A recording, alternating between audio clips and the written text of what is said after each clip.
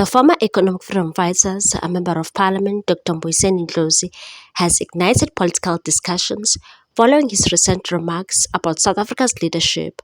Speaking on Podcast and Chill with MacG, Ndlozi expressed his belief that experienced politicians like former Foreign Affairs Minister Naledi Pandor should still play a role in shaping the country's future. Dr. Ndlozi was speaking to MacG on his Podcast and Chill on Thursday in a wide-ranging interview about his former party, the Economic Freedom Fighters, Floyd Shivambu, Julius Malema, Donald Trump, and President Cyril Ramaphosa, among other discussions.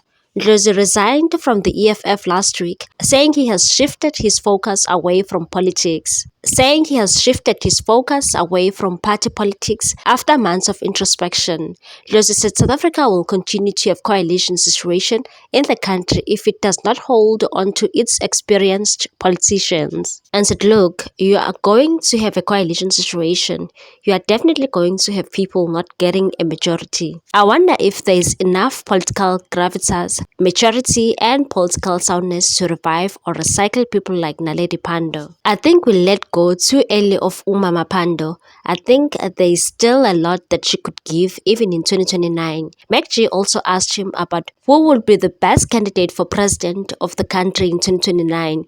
He said Naledi Pandor can be the best candidate to lead this country. His comments quickly sparked a wave of reactions, particularly from within the EFF. Party leader Julius Malema, without directly addressing Ndlozi, reposted a series of tweets criticizing his former comrade. He reposted the tweet that said, "Updates, Julius Malema endorsed Floyd for Ministry of Finance. He endorsed Mbuyiseni Ndlozi for Premier of Gauteng." He further revealed that he instructed his kids when he dies they must contact Uncle Floyd for all funeral arrangements and program. Guess what? Floyd called Malema's brotherhood a gangsterism. Mbuyiseni wishes that Naledi Pandor be the future president of the republic.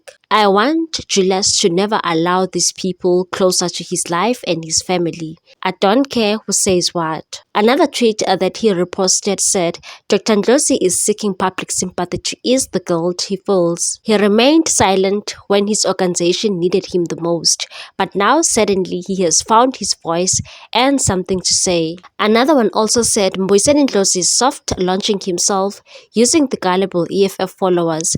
The admiration I had for him was that of all the EFF leaders and members. It ended with his resignation. He can now go sing beautifully and talk polished English to manipulate the gullible. Dr. This, Dr. That nonsense. Also, the EFF supporters were divided on the matter. Some felt that Ndlozi had turned his back on Malema, pointing out how Malema had supported him during personal milestones such as his graduation and family bereavements. Others, however, applauded Ndlozi for maintaining maturity and refusing to engage in a public spat with Malema. One wrote, at Julius Malema was asked live on TV if Dr. Ndlozi is better leader than Panyaza Lesufi. Without hesitation, Malema said yes, with everything, and Gauteng will be a much better place to live in with Dr. Ndlozi as the premier 100%. Today, Ndlozi outlooks Malema when asked about who can be our country's next president in 2029. He then chooses Gogo Naledi Pandor,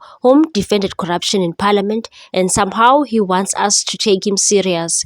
We listen, we don't judge. Ndlozi was in the receiving end of Naledi Pandor in parliament, but today he thinks we have forgotten history. History has no blank pages. It's clear he is speaking from a place of envy but wanting to portray himself as innocent. We wish him all the best with his new gig, and he must know hypocrisy will be exposed. Another one tweeted, graduation of Ndlozi, Malema was there. Funeral of Ndlozi's grandmother, Malema was there. Why journalist Jiko Ndlozi dustbin finding used condom trying to destroy him? Moshapi was there to protect Ndlozi, but he's paying him by betraying him. This one. Other people said great things about Dr. Mbuyiseni Ndlozi. One social media user said Dr. Mbuyiseni Ndlozi was not wrong for picking Naledi Pandor as the next president of the ANC. I think some fighters like dragging the good doctor for nothing, the man who they mistreated and never responded to negative energy. He just wants peace, but they always choose to against him. Another one also said, because he was never a politician from the beginning. He went to the EFF offices seeking a job.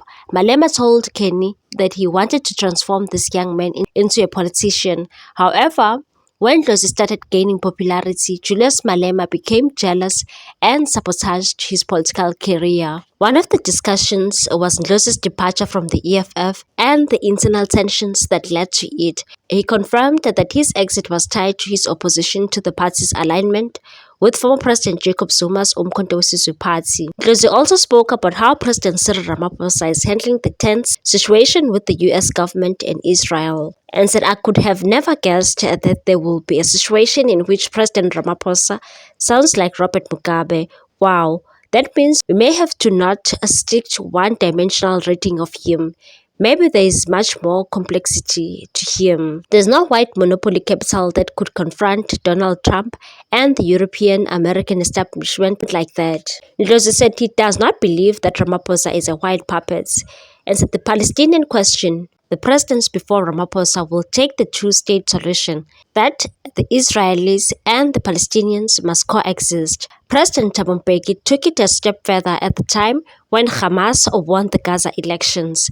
The West wanted to reject them. He's like, but that's a democratic outcome. But none of them had gone the step that Cyril Ramaphosa did to say that Israel is engaged in genocide and take them to the Hague. Now, I'm sorry, you saw the relationship that Netanyahu, president of Israel, has with the US establishment. To do that, that was even before the GNU, and to continue after the GNU with the DA there, to insist on the Bella Bill, to insist on nil compensation, it is not enough, but it has pissed off the private property owners of South Africa. Those steps he doesn't have to do. He can hold us with some neutrality and make us believe, but the mere pronouncements politically carry a lot of symbolic hostility towards the West. During the interview, the former EFF Member of Parliament spoke about his relationship with Malema after his suspension and vowed never to speak ill of the Red Berets leader,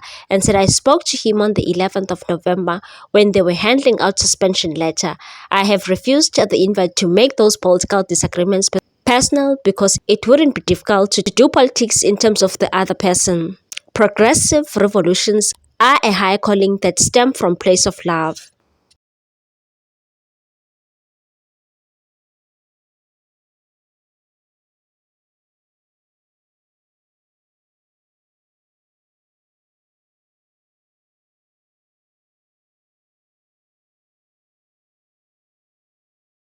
What's your take on this one, people? Thanks for watching. Please subscribe for more news.